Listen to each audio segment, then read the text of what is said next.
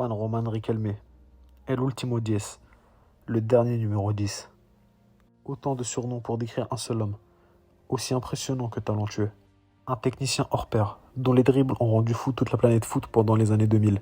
Après sa retraite, on a tout de suite cherché à lui trouver un successeur. Aujourd'hui, dans notre émission, nous allons parler de celui qui est désigné comme son digne successeur en Argentine, du moins qui était considéré comme son successeur. Leandro Paredes.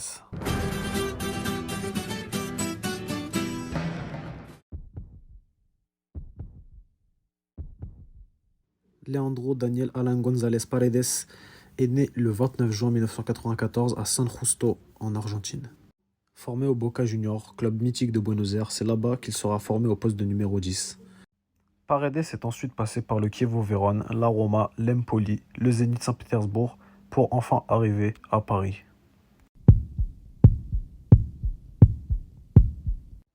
Leandro arrive sur la capitale le 29 janvier 2019, à la fin du mercato en provenance du Zénith Saint-Pétersbourg. Le natif de San Justo ne trouve pas directement une place de titulaire indiscutable au sein du vestiaire parisien. Ce qui paraît étonnant car il a quand même coûté 47 millions à Leonardo durant le marché des transferts. La plupart du temps sur le banc, bloqué par un Thomas Tuchel qui ne veut pas entendre parler de lui, nous nous demandons pourquoi a-t-il coûté 47 millions à Leonardo. Bien que sa qualité technique soit indéniablement au-dessus de la moyenne, il peine à retrouver le niveau qu'il avait à la Roma. Les médias commencent à parler de flop, de millions mal investis, ou tout simplement d'un mauvais coup de Leonardo sur le marché. La plupart des prestations livrées par Leandro Paredes penchent vers le flop. Les supporters et les médias pensent déjà à la revente de Paredes. Comment le PSG va résoudre ce casse-tête? Comment le PSG va se débarrasser de Leandro Paredes? Cependant, le 11 mars 2003, Paredes va donner une réponse forte à tous ses détracteurs. Lors du match retour contre le Borussia Dortmund, le PSG avait perdu 2-1 à l'aller. Il devait absolument marquer et gagner pour se qualifier. Durant ce match retour, on a appris à connaître le vrai Paredes. Réel guerrier sur le terrain, vicieux, à l'image d'un Thiago Motta dont il a récupéré le numéro. Il a montré aux joueurs du Borussia qui il était, à l'aide de ses coups et de ses dribbles. Leandro a su rentrer dans la tête de ses adversaires, les faire sortir de leur match et les déstabiliser. C'est exactement pour ça qu'il est, pour moi, essentiel au milieu de terrain parisien. Cependant, les fulgurances sont trop peu nombreuses. Il n'a pas le temps de s'exprimer, il ne joue pas assez. Trop mis sur le banc par Thomas Tuchel, malgré un Final 8 où il a su confirmer.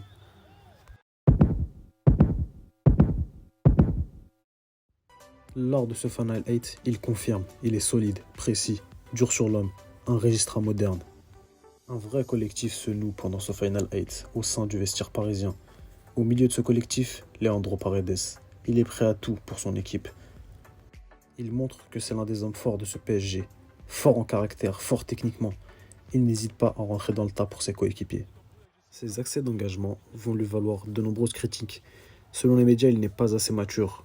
Il est trop colérique. Paredes est tout de même l'un des éléments perturbateurs du match PSG-OM du début d'année. Durant ce classico, Leandro a été très agressif envers les joueurs de l'OM. Il a taclé à de nombreuses reprises Payet, Thauvin, Benedetto, son collègue en sélection, ou encore il a écrasé la tête d'Alvaro qui était au sol. Il a même failli en venir aux mains avec Valère Germain en toute fin de match. Tête contre tête, le bousculant, l'insultant, le poussant à bout. Il est rentré dans sa tête mais Germain n'a pas cédé. Ce sont toutes ces actions qui lui ont valu le rouge et les plusieurs matchs de suspension par la suite. Il fallait qu'il change. Il lui fallait un déclic.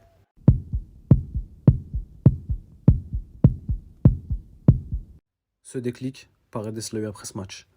Je cite: « Ce qu'il s'est passé contre Marseille m'a fait un déclic dans ma tête. Je dois changer. Je dois améliorer mon comportement. Ils m'ont infligé 2 matchs de suspension et je n'ai pas pu jouer. » Depuis ce match, Paredes a effectué un gros travail sur lui-même afin de devenir un meilleur joueur, un homme meilleur.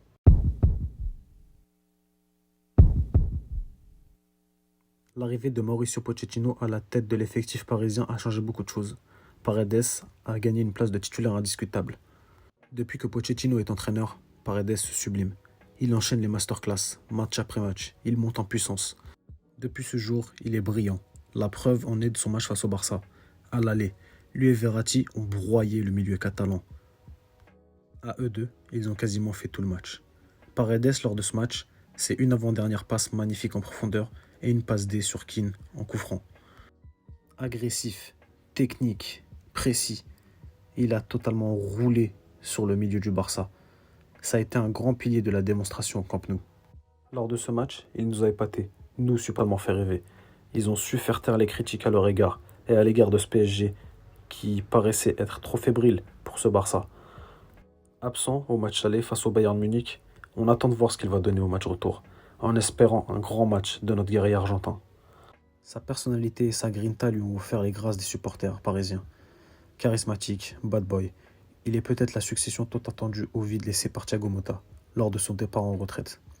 Il n'a que 26 ans, sa marge de progression est encore grande. Affûté, jeune, intelligent, techniquement supérieur, une frappe de balle incroyable. Paredes a donc toutes les cartes en main et toutes les clés en main afin de devenir le leader et le taulier du milieu de ce Paris Saint-Germain. À lui de jouer.